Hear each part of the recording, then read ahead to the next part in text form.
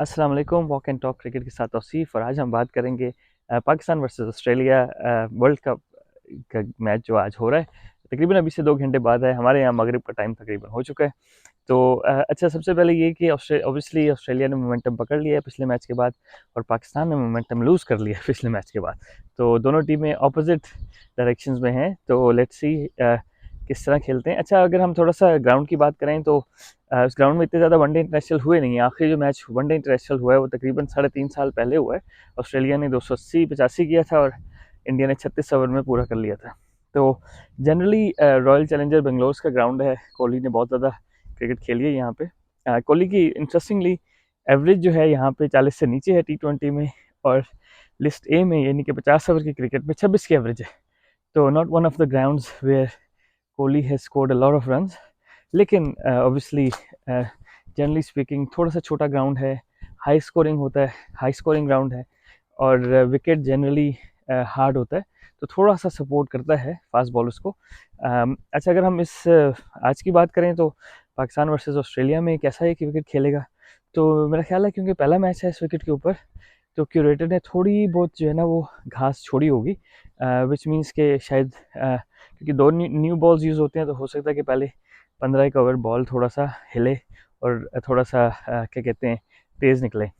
तो पाकिस्तान की ज़रा बैटिंग बाद का स्ट्रगल तो करती है फास्ट बॉलर के खिलाफ अगर बॉल हिल रहा हो, लेकिन अब उनको हाइड तो नहीं कर सकते आप। तो मेरा ज़ाती ख्याल है कि पाकिस्तान को टॉस जीत कर पहले बॉलिंग करनी चाहिए।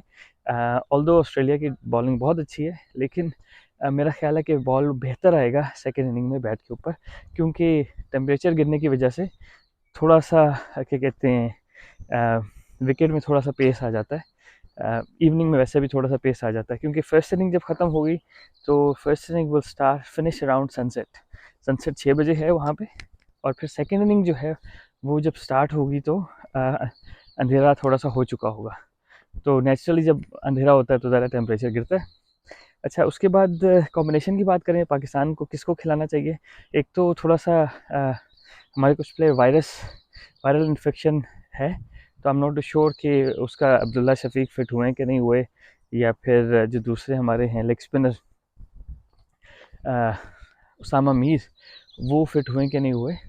तो अगर everyone is available I would say कि Usama Mir should play ahead of Shadab, और डेफिनेटली बैटिंग थोड़ी सी वीक हो जाएगी, लेकिन इतनी ज़्यादा भी नहीं होगी क्योंकि Shadab hasn't been scoring that many runs, और secondly and most importantly Shadab is struggling with the ball. तो सामा Mir for a change I think it's not a bad idea. बाकी अगर फास्ट बॉलर को किसी को चेंज करना है, रेस्ट कराना है, तो you might rest Hasan Ali. I know कि हसन अली विकेट ले रहे हैं, लेकिन मुझे लगता है कि उनको लाइन अप करना थोड़ा सा आसान होगा अगर विकेट में सपोर्ट नहीं है बिल्कुल भी। और बात चल रही है पाकिस्तान की, अगर बॉलिंग की बात करें तो शाहीन शाह अफरीदी की बात चल रही है कि वो स्ट्रगल कर रहे हैं। मैंने भी 1-2 प्रोग्राम उसके ऊपर किए हैं, और कुछ मैंने कोचिंग साइट से भी बताने की कोशिश की है कि वो कहाँ से गलती कर रहे हैं। अच्छा, ट्रेविस हेड शायद खेलें ऑस्ट्रेलिया की तरफ से, तो अगर ट्रेविस हेड और वार्नर ओपन कर रहे हैं तो मेरा ख्याल है कि अफरीदी के लिए, शाहीन शाह अफरीदी के लिए इससे अच्छी बात नहीं हो सकती। उसका रीज़न ये है कि शाहीन शाह अफरीदी की बॉडी पहले गिर रही थी, और वो जब स्विंग भी कर रहे थे तो राइट हैंड बैट्समैन के लेग स्टम्प से, और लेग स्टम्प से बाहर जा रही थी बॉल। अब अच्छा ये है कि वो वही लाइन आइडियल होती है लेफ्ट हैंड बैट्समैन को करने के लिए। तो आई थिंक उनकी जो अलाइनमेंट है थोड़ी सी ऑफ है, लेकिन लेफ्ट हैंड बैट्समैनों के लिए सही होगी। तो it could be a blessing in disguise अगर ट्रेविस हेड आते हैं। ऑब्वियसली ऑस्ट्रेलिया का मसला हल हो जाएगा ओपनर का, लेकिन शाहीन शाह अफरीदी को फ़ायदा हो जाएगा। अच्छा, उसके अलावा अगर हम देखें तो अगर ट्रेविस हेड और वार्नर ओपन करते हैं तो मेरा ख्याल है कि 2-1 ओवर इफ्तिखार से करा लेने चाहिए नए गेंद से। वो मैं क्यों कह रहा हूँ, क्योंकि इफ्तिखार थोड़ा सा अंडर कट करते हैं बॉल को और बड़ा स्लो पेस में करते हैं। तो उसमें ये होगा कि गेंद का पेट पड़ के, जो अंडर कट होता है गेंद का पेट पड़ना ना, गेंद स्किड कर जाएगा, थोड़ा सा मतलब परेशान कर सकते हैं लेफ्ट हैंडर्स को स्पेशली। लेकिन तीसरा ओवर नहीं देना, 2 over that's more than enough. और फिर आप हसन अली को ले आए, फिर हारिस रऊफ को, तो उससे होगा कि फिर हसन अली को दायरे के अंदर 5-6 ओवर नहीं करने पड़ेंगे, 3-1 ओवर करेंगे तो फिर हारिस रऊफ आ सकते हैं 10वें ओवर के बाद। अच्छा, अब अगर हम ओवरऑल पाकिस्तान की बैटिंग की बात करें तो ओबियसली ओपनर इमाम और अब्दुल्ला शफीकी करेंगे, 3 पे बाबर हैं, 4 पे रिजवान है और फिर सऊद शकील हैं 5 पे। उसके बाद 6ठे पे इफ्तिखार हो गए, तो मेरा ख्याल है 7वें पे अपने लेफ्टी आ गए मोहम्मद नवाज, फिर 8वें पे उसामा मीर। तो मेरा ख्याल है कि बैटिंग तो हमारी ठीक है, इतनी बुरी नहीं है। किसी को फ्लोट किया जा सकता है तो मेरा ख्याल है कि शायद लेफ्टी नवाज को फ्लोट किया जा सकता है। I think he can do a good job in between in the middle overs if needed, run तेज करने के लिए। आप कीजिए। अच्छा, अब ये हमारा सारा ऑब्वियसली हमने बैटिंग ऑर्डर डिस्कस कर लिया। बैटिंग करनी किस तरह है, पाकिस्तान ने इंडिया के खिलाफ क्या गलती की। तो सबसे बड़ी गलती यही की कि हमने जो है ना वो गैर ज़रूरी तौर पर रिस्पेक्ट दी बॉलर्स को। जहाँ अच्छा बॉल कर रहे हैं वहाँ रिस्पेक्ट दें, जहाँ नहीं कर रहे हैं वहाँ पे उनको अटैक करें। तो पाकिस्तान ने जो है वो शेल में जाके क्रिकेट खेली। इमामुल हक हाफ वॉलीज़ को रोक रहे थे, बाबर और रिजवान शेल में चले गए। उससे हुआ ये कि प्रेशर बढ़ गया, ठीक है, क्योंकि दैट वाजंट मतलब वो 300 रन वाला विकेट था ना, और जिस स्पीड से जा रहे थे 300 होने नहीं थे। तो अगर हम आज इस ग्राउंड की बात करें तो generally speaking this is like 300 plus wicket, 350 probably on a good day.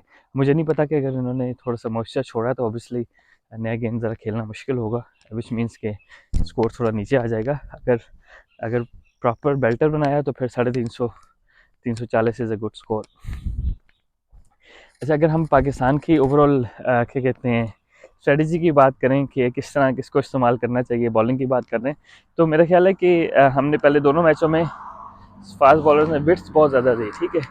Width मतलब 5वें 6ठे स्टंप पे बॉल कर रहे हैं। अब मसला ये है कि वो तो नेदरलैंड्स वालों ने भी आपको वहाँ से मारा था, सही है। तो यू नीड टू क्रैम्प, और मोस्ट इम्पॉर्टेंटली जो हारिस रऊफ हैं स्पेशली, उनको अपना बाउंसर शॉर्ट बॉल जो है ना बड़ी तरीके से इस्तेमाल करना है, ताकि लोग एज अ सरप्राइज़ लें उसको, रादर देन के हम बाहर बैठ के बता सकते हैं क्या अगला बॉल बाउंसर है। तो which is too predictable in my opinion. Pakistan जीत सकता है कि नहीं जीत सकता, तो आई गेस कि अब मोमेंटम की बात करें तो डेफिनेटली मोमेंटम ऑस्ट्रेलिया के साथ है। एक्सपीरियंस की बात करें तो शायद ऑस्ट्रेलिया थोड़ा सा ज़्यादा एक्सपीरियंस है, बैटिंग हो बॉलिंग हो पाकिस्तान से, ठीक है। कंडीशंस की बात करें तो शायद पाकिस्तान को कंडीशंस थोड़ी सूट करती हैं ऑस्ट्रेलिया के निस्बत। ऑस्ट्रेलिया का एडवांटेज क्या है? ऑस्ट्रेलिया का एडवांटेज ये है कि उनके पास uh, 2 जेन्युइन बैट्समैन ऐसे हैं। जेन्युइन मीन्स के the guys who can score 100, right. Mitchell Marsh और स्टोइनिस, ठीक है, जो प्लेइंग 11 में मोस्ट लाइकली होंगे। दोनों 10 ओवर अपने कर सकते हैं, 8 ओवर कर सकते हैं। पाकिस्तान के पास फास्ट बॉलिंग ऑलराउंडर नहीं है कोई भी, ठीक है। फिर तीसरे उनके जो हैं मैक्सवेल हैं, वो भी 10 ओवर कर रहे हैं पिछले 3 मैचों में। तो जहाँ तक मैक्सवेल की बात है तो मेरा ख्याल है कि वो पावर प्ले में गेंद कर रहे हैं, और उनको किस तरह खेला जाए। आज सुबह में एक प्रोग्राम में बात कर रहा था, मैं ये कह रहा था कि मैक्सवेल को जो है ना वो पहले ओवर में आप देख लें कि टर्न हो रही है नहीं हो रही, और मैक्सवेल कर क्या रहे हैं, ठीक है। उसके बाद जो है ना सेकेंड ओवर में उनको लाइन अप कर लें। मैक्सवेल तीसरे से चौथा ओवर ना कराए, ठीक है। मैक्सवेल को अगर एक आधा ओवर में आपने मार दिया ना, क्योंकि he is a part timer और he is a not a genuine bowler. तो इस तरह के बॉलर्स का ये होता है कि जब when you go after them they usually don't have a plan B, ठीक है। और उनको विकेट्स नहीं मिल रहे, they don't have a plan B. तो अभी तक यही होता आ रहा है कि वो जल्दी जल्दी गेंद करते हैं, थोड़ा सा क्विक पेस से गेंद करते हैं, तो लोग उनको मारने जाते हैं या रोकने जाते हैं, फंस जाते हैं। तो मेरा ख्याल है कि उनकी पेस यूज़ करें, उनको पीछे बिहाइंड द स्क्वायर खेलें, left sweep sweep, reverse sweep, late cut, ठीक है। और फिर जहाँ पे वो लाइन आगे कर दें, गेंद छोड़ के कर दें तो सीधा मारें। मुझे याद है कि 2-3 साल पहले जिम्बाब्वे में T20 हो रहा था, फाइनल था, पाकिस्तान 190 या 180 चेस कर रहा था। फ़खर जमान ने कोई 90-89 किया था, ठीक है। पहला ओवर उसने आराम से इसका खेल दिया, ठीक है। तो उन्होंने दूसरा ओवर भी दे दिया, दूसरे ओवर में उसने 22 रन मार दिए। तो मेरा ख्याल है कि इसकी इनकी यही ट्रीटमेंट है। अगर मैक्सवेल 10 ओवर करा लेता है तो मेरा ख्याल है पाकिस्तान हार जाएगा, क्योंकि which means you have let him dominate you. तो फिर जो है ना वो हम अगर उसी से रन नहीं ले रहे तो फिर किससे रन लेंगे मेरे ख्याल में। तो the key would be going after him, not in the first over, may be the second over and afterwards. क्योंकि अगर गेंद को टर्न नहीं कर रहा, ठीक है, और सिर्फ अपनी पेस वेरी कर रहा है, फ्लैट विकेट है, तो फिर किस चीज़ का डर है। आप खुल के खेलें और खुल के मारें। तो चलें नाज़रीन, टॉस का अगर आखिरी हम फिनिश करें, टॉस के बाद क्या करना चाहिए, तो पाकिस्तान को बैटिंग सेकंड सूट करेगा मेरे ख्याल है। अगर मॉइस्चर भी थोड़ा बहुत हो, सुबह ही होगा, मतलब फर्स्ट इनिंग में ही होगा। सेकेंडली ये कि सेकेंड इनिंग में बॉल थोड़ा सा बेहतर आएगा। एडम जाम्पा ने फॉर्म पकड़ ली है, एज ए लेग स्पिनर जब आप फॉर्म पकड़ लेते हैं तो यू ओनली गेट बेटर। अब देखेंगे पाकिस्तान उनको किस तरह हैंडल करते हैं। बाबर आजम की गेम प्लान ये होती है कि he waits for the bad balls and put them away, which is very simple game plan, right.